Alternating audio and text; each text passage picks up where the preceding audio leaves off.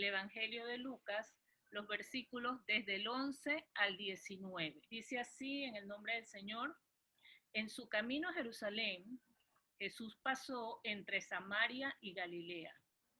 Al entrar en una aldea le salieron al encuentro 10 leprosos, los cuales se quedaron a cierta distancia de él.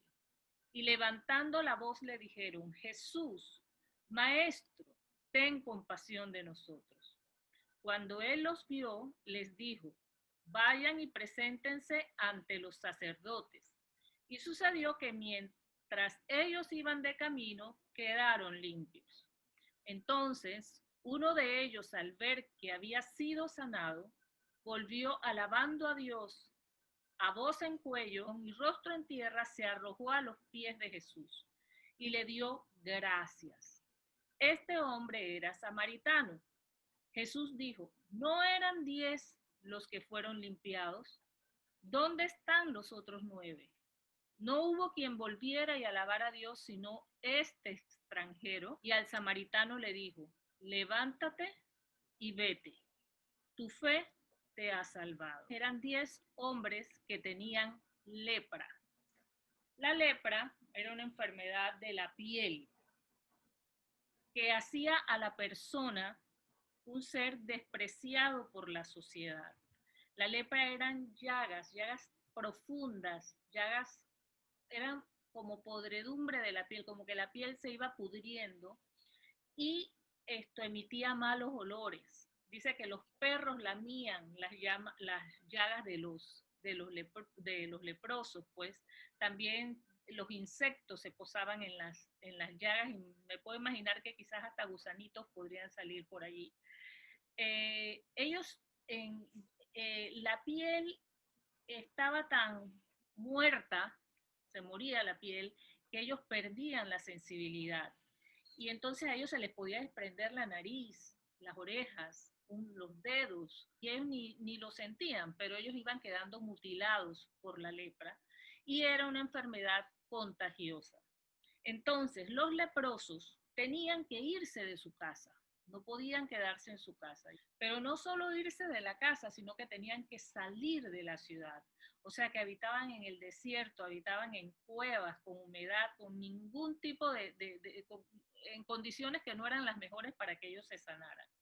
Y si ellos entraban a la ciudad, ellos tenían que gritar, iban caminando y tenían que gritar: inmundo soy, inmundo soy, inmundo soy, para que la gente se apartara.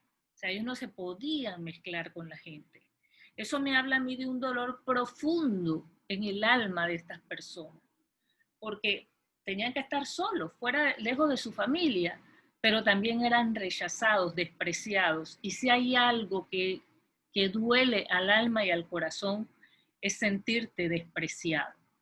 Dios nos guarde de despreciar a nadie, porque eso es un dolor demasiado grande. Entonces, la lepra, que era una enfermedad de la piel, ciertamente, en la palabra de Dios tipifica el pecado.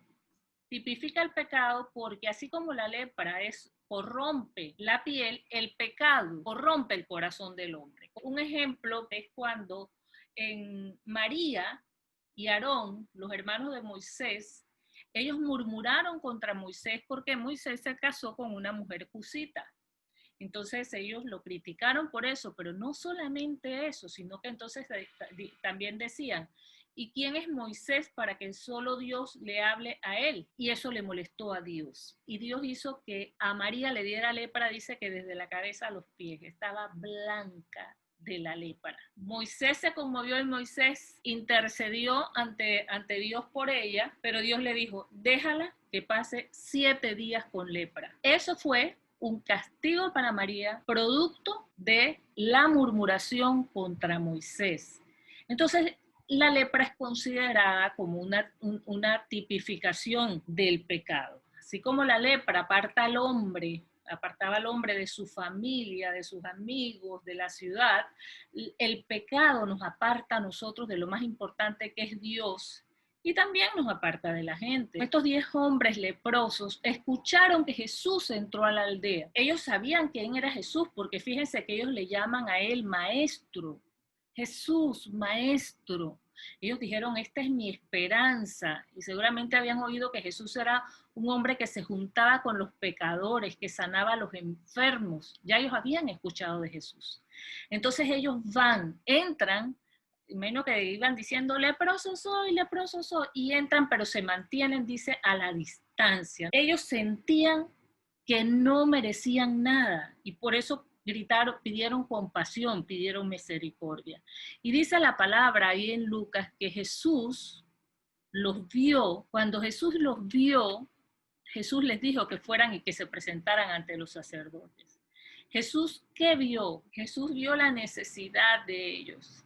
Jesús vio los corazones de ellos clamando por compasión. Cuando tú pides compasión, tú estás pensando, yo no merezco esto, porque ellos no se sentían merecedores de nada. Y Jesús vio esa humildad de ellos y obviamente vio la fe, vio que ellos lo buscaran a Él. Y hoy día Jesús sigue viendo nuestra fe. Jesús sigue conmoviéndose ante la fe del que se humilla delante de Él. Jesús, así como hizo con estos leprosos, Jesús sabe cuando nosotros vemos en Él nuestra esperanza y nos acercamos a Él. Y si es eso, que hemos cometido pecado y decimos al Señor, Señor, perdónanos, vamos a ser librados del pecado como ellos fueron librados de la lepra. Hoy Jesús también responde nuestro clamor. Pero antes de que se manifestara en ellos esa sanidad, Él les dice, vayan y preséntense ante los sacerdotes. Estos hombres sabían lo que decía la ley, que la ley decía que los sacerdotes eran las únicas personas autorizadas para examinar y declarar sano a un leproso y en consecuencia poder darle permiso para regresar a su casa. Jesús lo estaba mandando donde los sacerdotes, pero todavía ellos estaban leprosos. Se necesitaba que ellos creyeran la palabra de Jesús y ellos obedecieran su instrucción, caminaran hacia donde los sacerdotes, creyendo que Jesús iba a hacer el milagro, que fueran obedientes para que el milagro sucediera. Y así mismo sucedió. Cada paso que daban era un paso de fe. Yo voy a caminar por fe como esos hombres caminaron y recibieron el milagro. En el camino fueron limpios. Dice que uno de ellos, uno de los 10, al ver que se había sanado, volvió alabando a Dios en voz en cuello y rostro en tierra, se arrojó a los pies de Jesús y le dio gracias. Yo me imagino la alegría tan grande de los 10, o sea, la emoción tan grande de los 10 que vaya, fueron ante los sacerdotes, o sea, y vamos para allá para que ya quiero ir a la casa, ya que me declaren sano y quiero ir a la casa. La puedo entender, yo no sé si a lo mejor yo hubiera hecho lo mismo, la verdad. Pero a Dios le agradó que uno regresara a dar gracias. Que uno valorara que lo que él había recibido fue por misericordia, por compasión de Cristo, porque Jesús no era que tenía que hacerlo. Y la actitud de ingratitud de cualquier persona a veces se da porque uno piensa que uno se merece las cosas.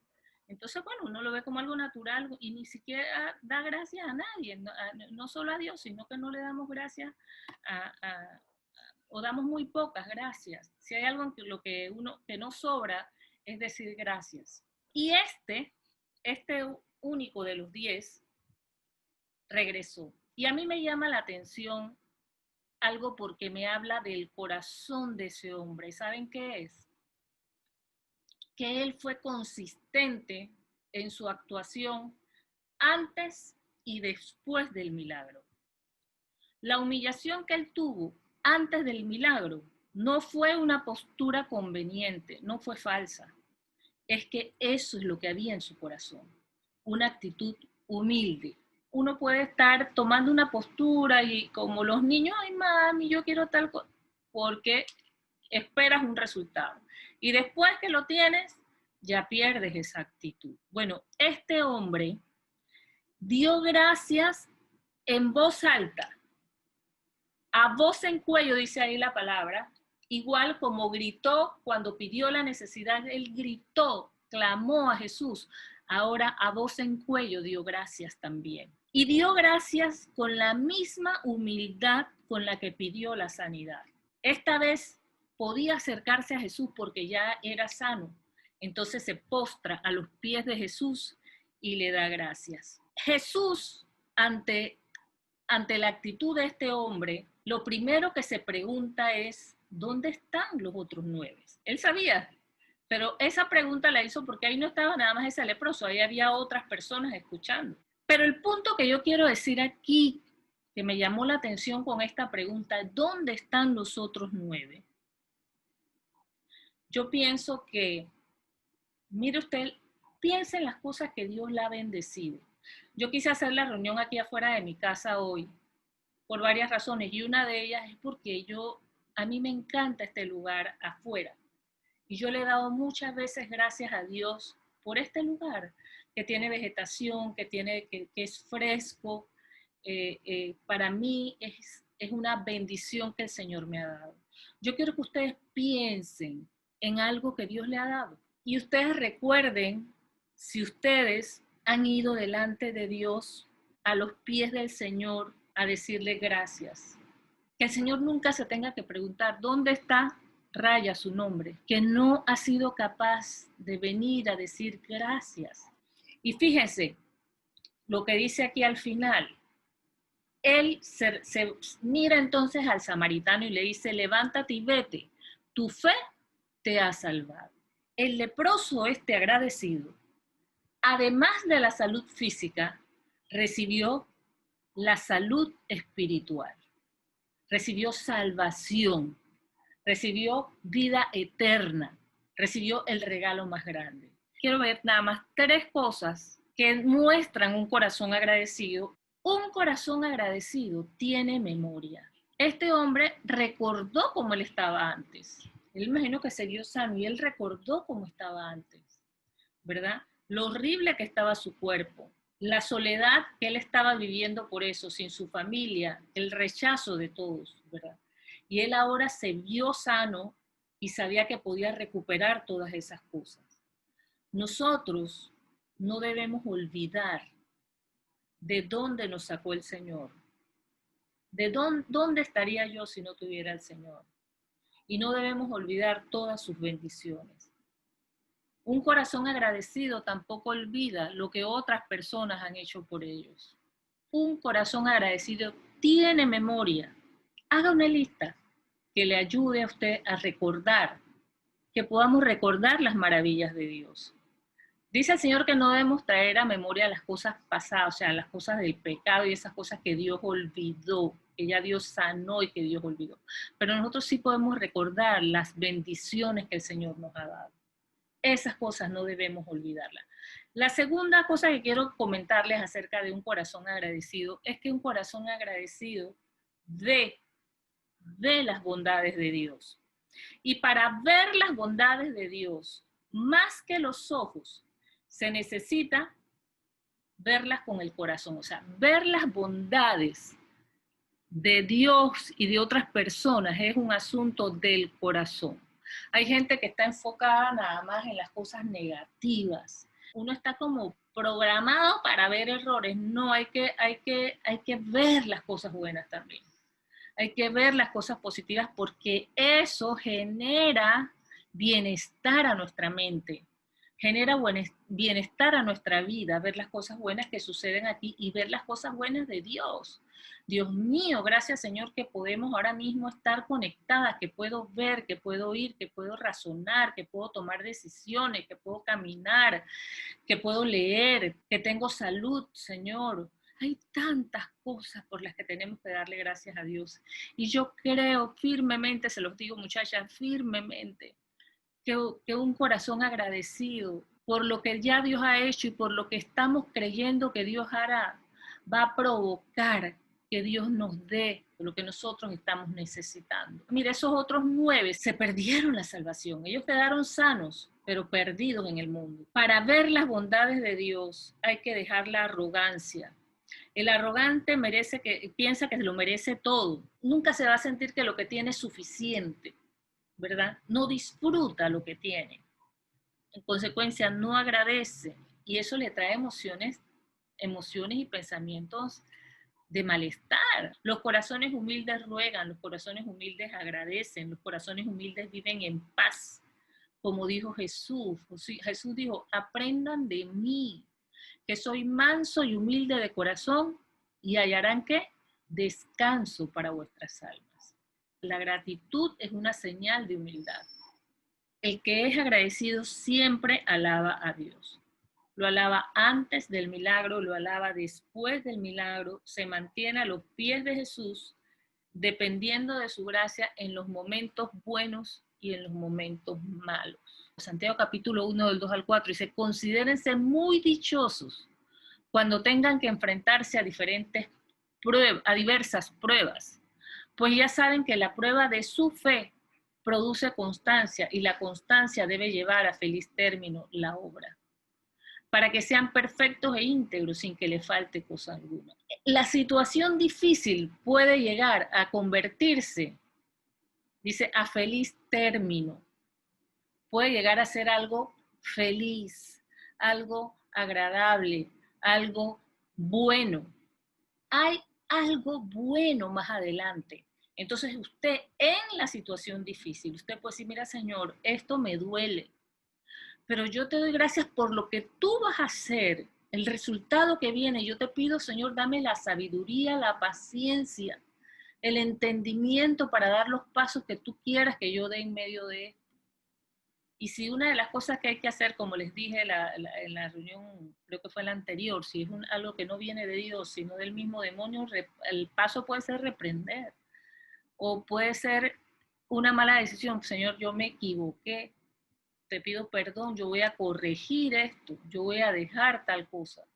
¿Me explico? Entonces, en ese sentido, o sea, van a haber situaciones difíciles, pero usted puede darle gracias a Dios aún en las situaciones difíciles. Y eso yo creo que es altamente valorado para el Señor. Una de las cosas que puede suceder, por las cuales Dios permite situaciones difíciles, es para aprendizaje, para que aprendamos, para que crezcamos, para que nos santifiquemos, pero uno tiene también, en medio de esa situación, para que llegue a feliz término, uno tiene que estar dispuesto a escuchar y obedecer la voz del Señor. Y sí tiene que ver esto con el tema de gratitud, porque lo que les quiero decir es que nosotros necesitamos darle gracias a Dios en cualquier circunstancia. Nosotros debemos, pues, ¿qué hacer? Recordar lo bueno que hemos recibido. Recuerde, haga una lista, recuerde lo bueno que usted ha recibido. Conéctese con los detalles de la vida. O sea, vea con el corazón cosas lindas. Los pajaritos en la mañana. Suena ridículo, no, pero no lo es. Usted puede ser bendecida con escuchar los pajaritos, con acariciar un perrito. Hay detalles de la vida que nosotros podemos, wow, disfrutar y darle gracias. Pero si no estamos agradecidos, cónchale, no lo disfrutamos igual, de verdad que no.